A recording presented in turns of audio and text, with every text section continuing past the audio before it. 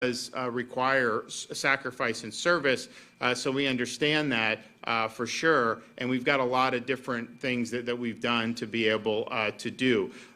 We have done things with the Department of Education to help veterans that I don't think any other state has done. So we have a military veteran certification pathway that I mentioned about teachers. So we believe military veterans have a lot to offer to young people, and we've created an ability for them to get a 5-year temporary teaching certificate as they work towards their 4-year degree. And you know, the thing about this with teaching, and it's not just with military, we've done apprenticeship programs for all would-be teachers. You actually learn more by watching somebody do it and doing it yourself than you do sitting in some of these schools, especially the schools of education, which a lot of that is indoctrination at this point. So we believe that you learn by doing, and certainly with the military, to be able to harness that experience is something good. When we did this pathway a couple years ago, there was some teacher union flunky in some part of Florida that said, "Oh, well, what does a veteran have to offer serving in Afghanistan? Who cares?" Like, that's what they were saying, and I'm like, that just shows you the mindset that you have some folks. And oh, by the way, in Florida, we beat those school unions on COVID. They wanted the schools shut. We had them open. We beat them on school choice. You now have universal school choice in Florida. The money follows the student, and the parents make that decision. We did a lot of choice for military back before we had universal, and they had probably the best deal in the country for active duty military. And then we now have no automatic deduction of school union dues. So you don't have to have the dues taken out. No automatic. If you want to write a check and give it, you know, they're going to do political advocacy with that if that's what you want, but why not have more in your paycheck? So we've done that, and as we're doing that, we're also delivering the largest increases in teacher salaries that we've ever done in the entire history of Florida. So that really spoke volumes when they attacked this program. I think it's good. I want students to be able to look up to a teacher. I want them to be able to see somebody that has put service above self, and when they didn't have to, and they're able to come back and continue service. We also, we have a bonus program that goes with that. Heroes in the Classroom, recruitment bonus of $4,000 to veterans who enter the teaching field, and additional $1,000 bonus who teach in high demand areas. And you know, the thing about it is, I mean, we've got veterans that have very significant technical expertise in sciences and things like that, and they apply that in a military context. Some of them are doing bomb squads, some of them are doing other stuff, but this is something that I think is met. Good. And then we have the credit or clock hour for military experience equivalency list. So we're guaranteeing service members and veterans college credit for any military courses or training they have already completed. So there's a lot of good training, academic training. Some people go to the Naval War College. Some people go to this. Any type of training you can then apply for college credit as you work towards your degrees. And getting a degree from Florida's universities, we have the top-rated public university system in America 6 years in a row. And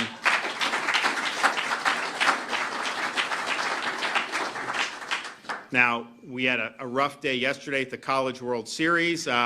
Both Florida State and Florida, they had great runs, but they got eliminated, and so they basically made it to the Final Four of college baseball. But the finals is going to be Tennessee and Texas A&M. But they had a good run, and we're proud of it. But I mean, academically, you know, we've done very well. And I'm always reminding people that we have not raised tuition since I've been governor. So in-state tuition averages $6,300 for our state universities. Where can you get that? I mean, heck, we give more for our scholarships for K-12. It costs the tuitions more in most K-12 schools. So we've held the line on that. But one thing that we do offer the word hasn't gotten out. Obviously, when we do good things, some people want to amplify it, other people want to muzzle it, depending on their political persuasion, particularly in the media. But you can, that $6,300 for in-state tuition, you can qualify, grandparents can qualify for in-state tuition on behalf of their grandkids. So this is something where I run into people that say, hey, I'm going to Florida State or I'm going to USF. Where are you from? Oh, I'm from Ohio. From where? I was like, oh, yeah. Do you have extended any family in Florida? Oh, my grandparents. I was like, well, why aren't you getting in-state tuition? Oh, really? Yes, you get it. So we're able to do that. But that's something that you really can utilize, and it saves the families a lot of money. So I had a mom come in to my office who I knew from other things, and she's bringing her daughter to Florida State and was talking about, she was a New York resident, was talking about they're going to go visit their the grandmother in, I think it was the Villages or something like that. And I was like, oh, well, you're getting in-state tuition? Like, no. I'm like, yes, you can get it. So we made it happen very quickly. So that's something that's really, really good, and that's regardless of veteran circumstances or not. Now, the First Lady, my wife, Casey, she started a program a few years ago now called Hope Florida, Pathway to Prosperity. And what we started doing it on with welfare and the child welfare system, Department of Children's and Families. And the notion is if somebody goes in to get a check from a bureaucrat and then they leave and then they come back to get a check, if that's the relationship, you're likely not going to break out of that, or it makes it much more difficult to break out of that. And so how do you actually lift people up?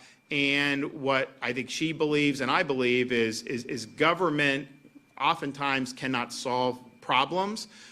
Sometimes government creates problems. Oftentimes government creates problems. But what could government do in that role is really facilitate connections with all the resources we have in our society, because we have charities, we have churches, we have businesses, we have individual volunteers who want to help. And so she created something called the Care Portal. So if somebody goes in, they have a need, maybe it's a single mom with a young kid and they lost their apartment, they need a place to stay.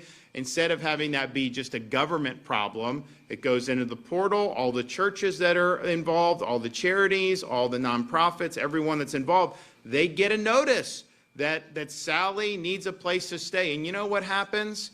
You're going to have somebody that come to help. And when that happens, oftentimes those are not people going back for government assistance. They're on a pathway where they're involved in the community and are doing it. So it's been very effective. We've now taken on Hope Florida close to 30,000 people that are totally off government assistance entirely now, or very severely curtailed government assistance, and that's usually not the tale of how government works. I mean, they did the war on poverty in the 60s, and they didn't end poverty. They created dependency and created a lot of social pathology. So this is something that has been very successful. So the question is, how do you harness that in other endeavors? So we recently started doing that with the Department of Veterans Affairs. And I'm a big believer, and it goes back to me being in the military, getting out, seeing the stuff that they gave me and not understanding a word of what they were trying to tell me. And I didn't need help. I was good, but I know a lot of other people could have used a hand there. And so you go in, and the federal VA is really a cumbersome bureaucracy. So you go in, and if all the hopes are on those bureaucracies, you're not going to be serving the veterans the way we need to. However, this is true in a lot of places in our country, but certainly in Florida.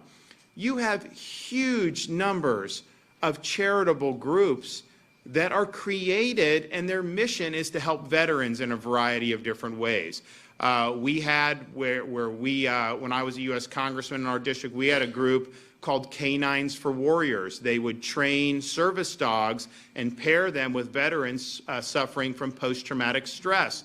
Huge reduction in suicides as a result of doing that. We tried to get the VA to utilize that, and they dragged their feet for years and years, and finally the legislation was able to get across the finish line making them do this. But that's an example. You have folks that will build veterans homes.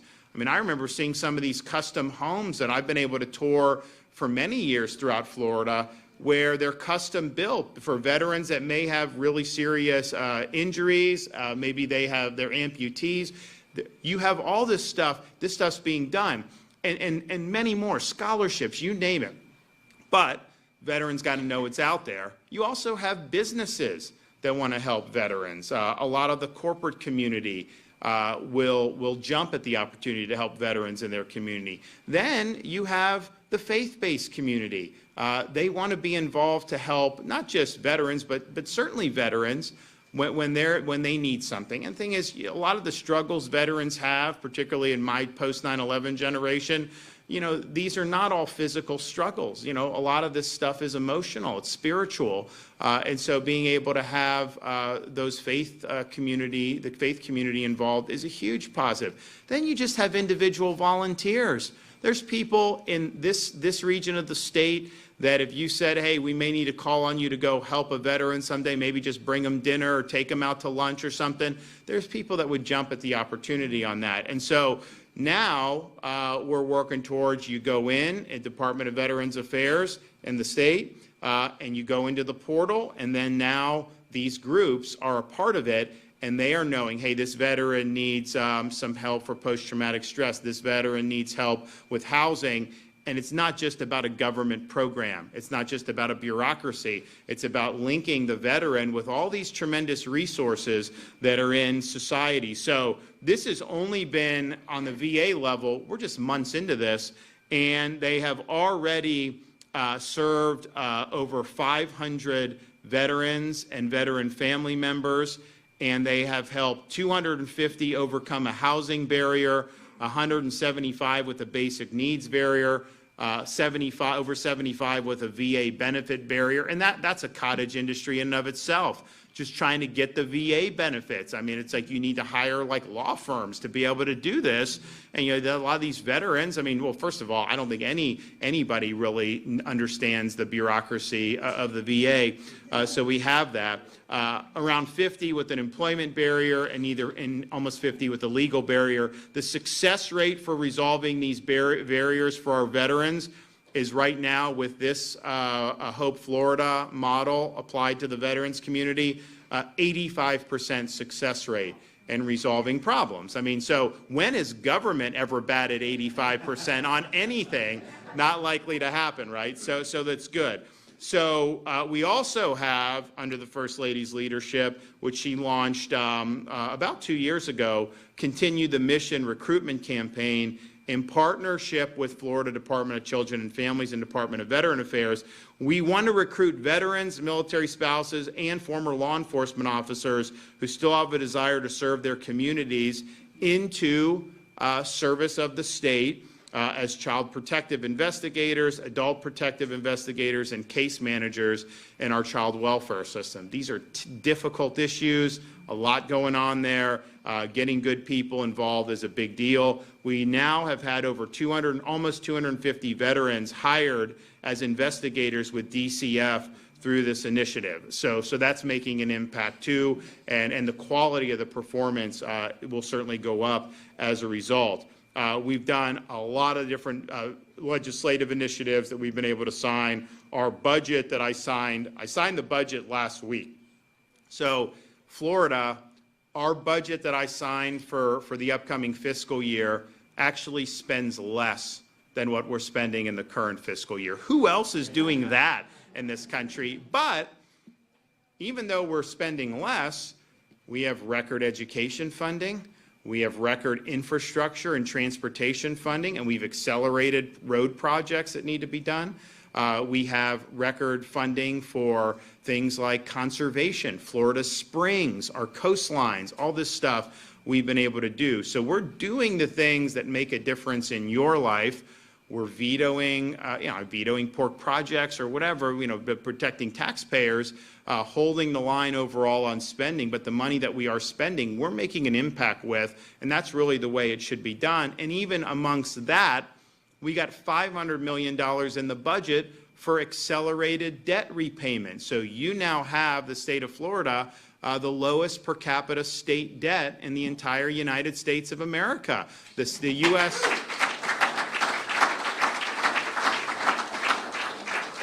The U.S. government obviously has a $34+ trillion debt. If you parcel that out amongst each American, that means each and every solitary American would owe over $100,000 a pop.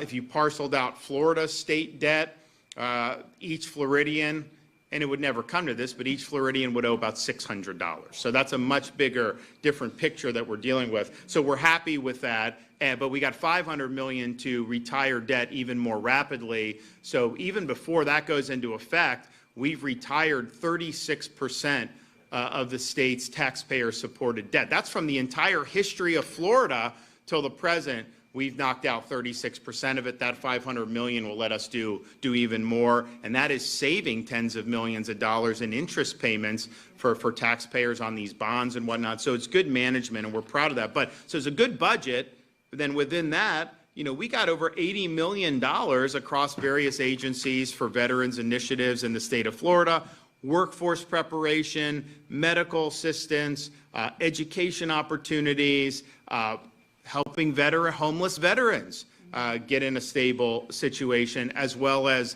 legal services for veterans. We also have $17 million in additional funding for the Florida Department of Veteran Affairs to do, among other things, provide dental care for low-income veterans, 6 new veterans claims examiners to assist veterans in obtaining the federal benefits that they're owed. I mean, how crazy is this that the state has to hire people to help veterans get their federal benefits? But that's the federal government that we have for you. Assisting veterans in translating their military experience to meet state licensure requirements to ease the transition into civilian life. Also money to support equipment and capital improvements at veterans' homes across the state, and to begin building a new veterans long-term care facility in Collier County upon approval of a federal grant. So that's a really significant win for the department.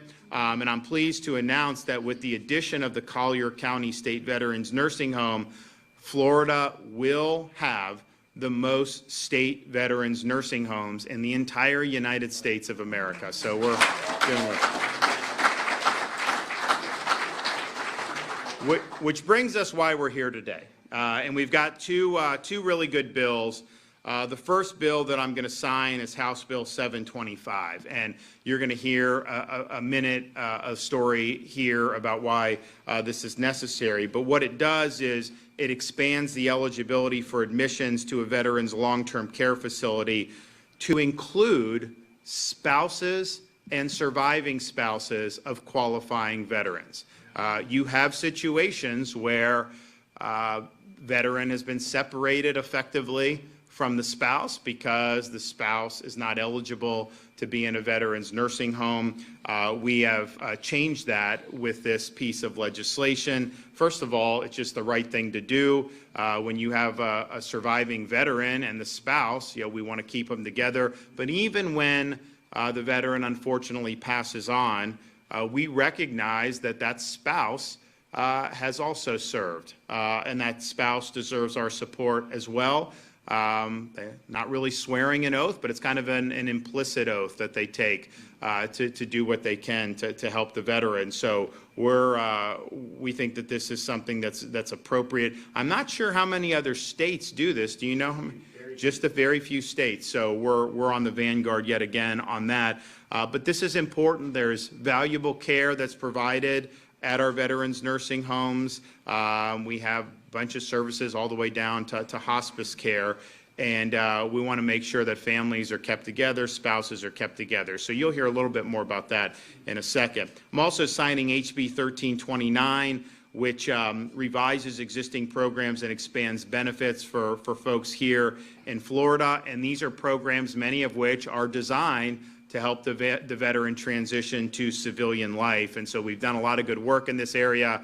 This is going to make it even better. Some of it will be marketing, some of it will be providing awareness, some will be providing outreach. But I think that once people know that they have these tools at their disposal, there's a lot that can be done at that point. Now, and what we want to do too is help veterans get to preferred markets, preferred industries, because there's a lot going on in the state of Florida, I can tell you that. I mean, I remember when Pasco County, I mean, I grew up in Pinellas County. Pasco County was considered rural. Now you've got, I mean, like, how many people live in Pasco County now? It's incredible. So, and you're seeing that all over. I ran into somebody that grew up in Polk County. You know, and that was viewed as very rural. They got over 800,000 people now in Polk County. I mean, like, this is just what's happening to the state. So there's a lot of opportunities, and we want to make sure that we're helping the veteran realize those opportunities, training programs, what have you. Now, the bill also provides free hunting, fishing, freshwater and saltwater fishing licenses to all disabled veterans. So you take that.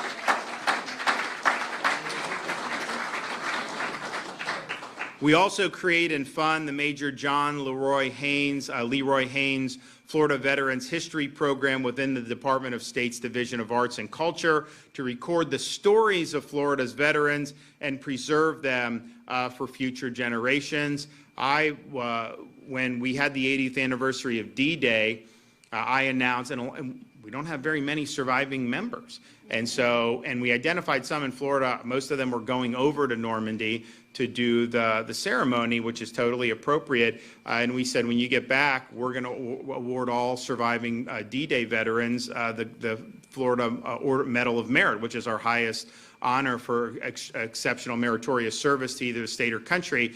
So, but we said we're not going to do like a big ceremony in Tallahassee because it's hard to get around. It's a big state. So when we're in your area, you know, we will do. So, you know, we had a guy, a fella down in Miami the other day.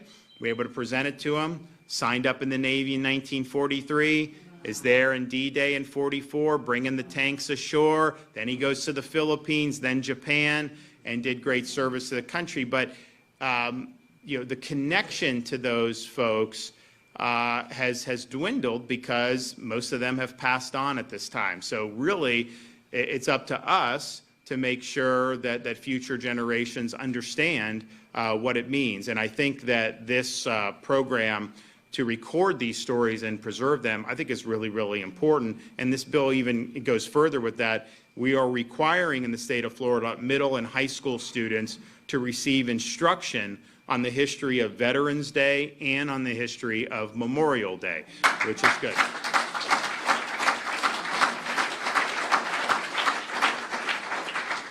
So, you know, it's like they say the U.S. is laboratory of the states or laboratories of democracy. So if you want the schools to be teaching first graders that they can switch genders, like, you know, California's got that covered. If you want schools teaching students, which we do, about the evils of communism, about what it means to be an American citizen, and about the history and the sacrifices that went into Memorial and Veterans Day, well, then Florida is the place for you. So I think we're doing it right, and I'm proud that we're able to do that. So these are going to be two good bills. We're going to hear from Hammer, then we're going to hear from Jenny Steniford about what this, particularly the Veterans Nursing Home component, means to them, and then we'll sign it and make it official. So come on up.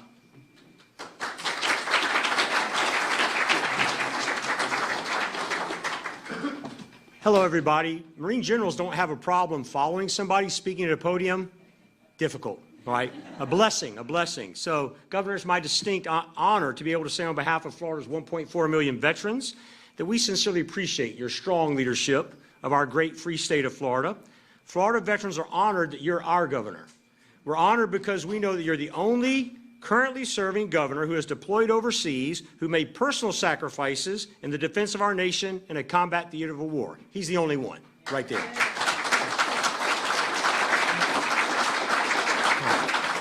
And for everybody here this morning, on behalf of my Florida Department of Veterans Affairs, your Department of Veterans Affairs, and the amazing staff at this beautiful, compassionate nursing home, welcome.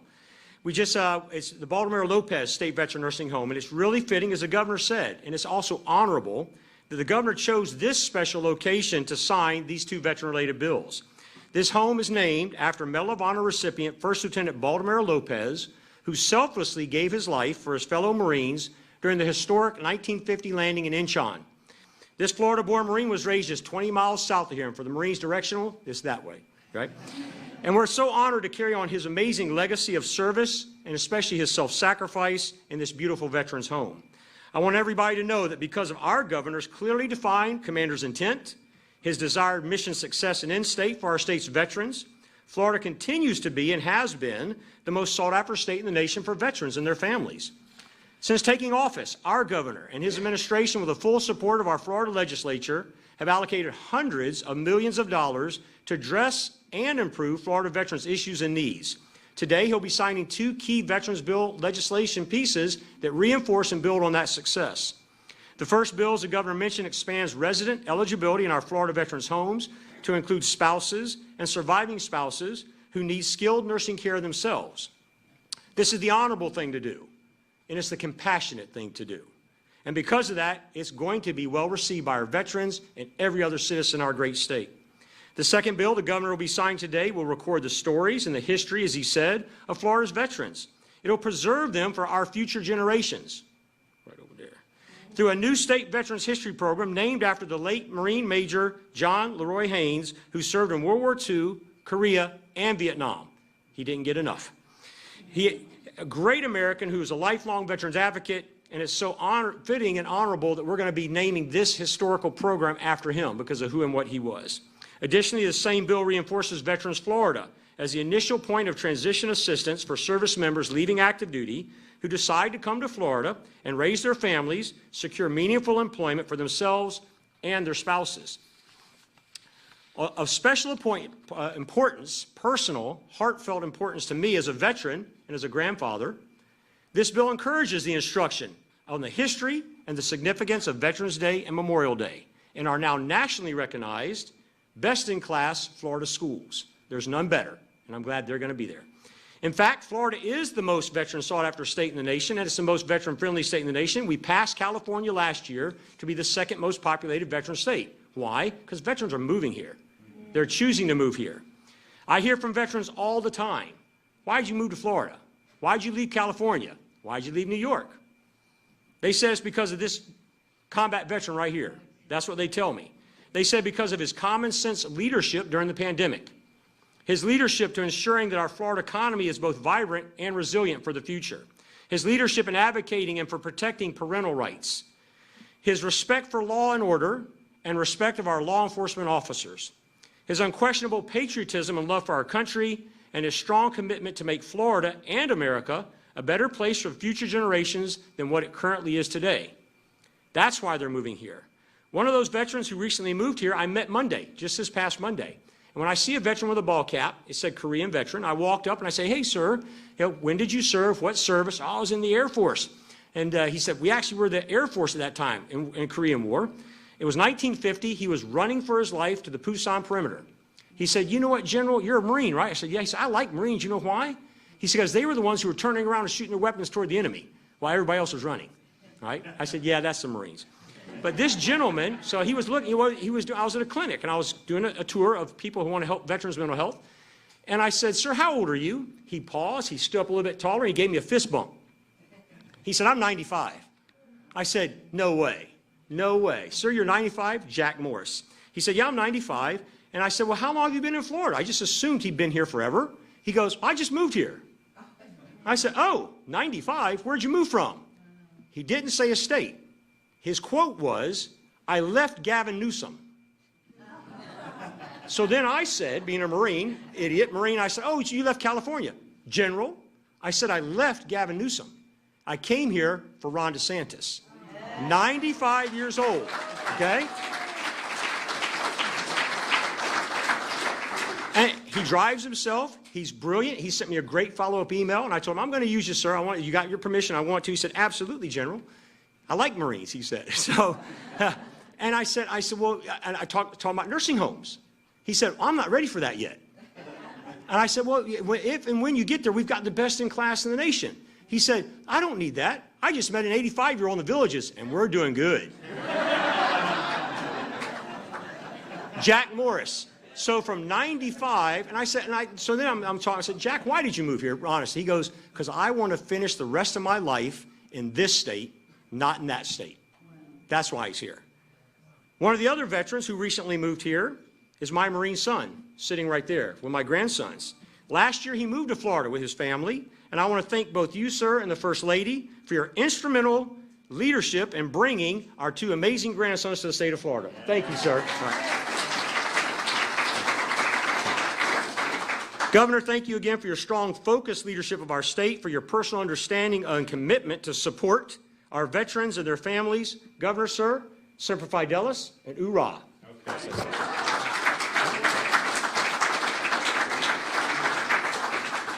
You guys, are you in school? Where you go? Where? Oh, okay, good, good. Nice, nice, great. Okay, all right, Jenny Steniford, come on. Hello, everyone. I'm Jenny Steniford, the daughter of Ken and Josephine Sizemore, and he has been here. My dad has been a resident here at this great VA facility.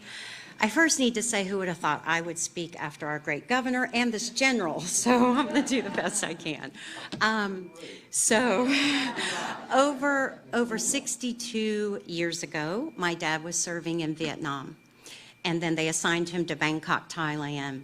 And we have heard this story so many times, and it's one of my favorites. Dad was walking down the street with his GI buddy, as he says, Bob Morrison, and he looked through the window of a jewelry store and grabbed his arm and said, "Oh my gosh, that's the prettiest woman I have ever seen." That was my mom. So as he went into the jewelry store, pretending to be buying jewelry, he got to know Mom, and they had this beautiful courtship. And then they were married there. So Mom is the youngest of 9 children. She left all of her siblings, her parents, her country to join her life with my dad, and trusted him, and they went on and started their life together.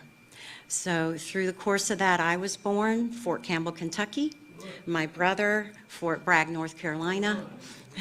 And so, you know, he took a few of my speaking notes, our great governor, because I was going to say, though Mom wasn't in the military, she did help serve the military, packing up every time Dad was restationed, getting us ready. He did a second tour in Vietnam, and she took care of us. So she was a part of the military. And then you fast forward, and aging happens, and Dad has some falls, and then he is disabled. So we are grateful for this facility, my family and I, but they've had to be separated. And after that many years of marriage, Mom and Dad were never separated except when he served our country overseas. He's been a big protector of my mom. She's never even put gas in her car. Dad has always done that, and he has been there for her. So this bill just means so much to us. We thank you, Governor, for this. Because of this, my mom and dad are going to be able to live the rest of their lives together. And not only for our family, though it means so much, but all the other veterans and their spouses. And we are eternally grateful. So thank you.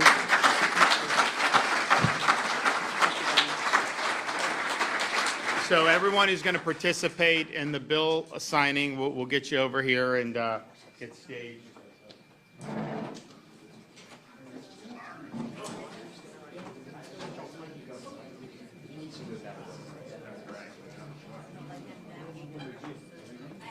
We'll go on this side so y'all can. Okay. All the way up to right here, Dad. Okay. Come out and then come around.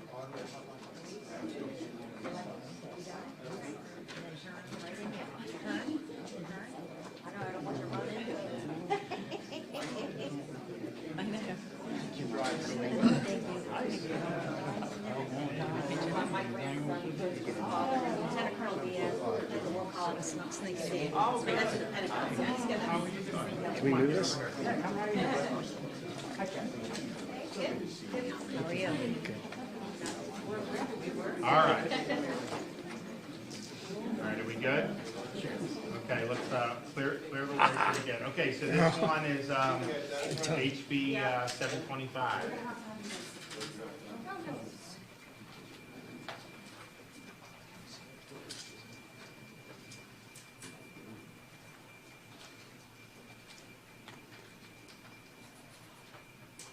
I need a pen. All right. Who wants one? You want one?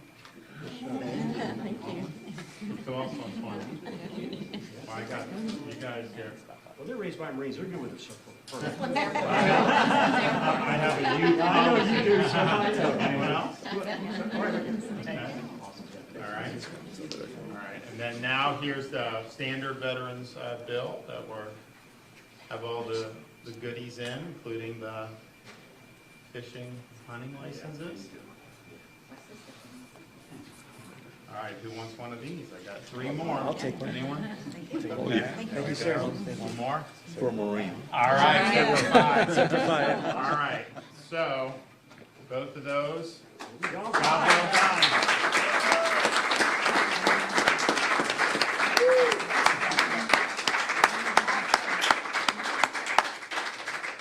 All right, great job. Congratulations. Yep. Congratulations. Thank you. Yes, of course, of course. Okay. Very good. Hey, this one crayon is It's the wrong color.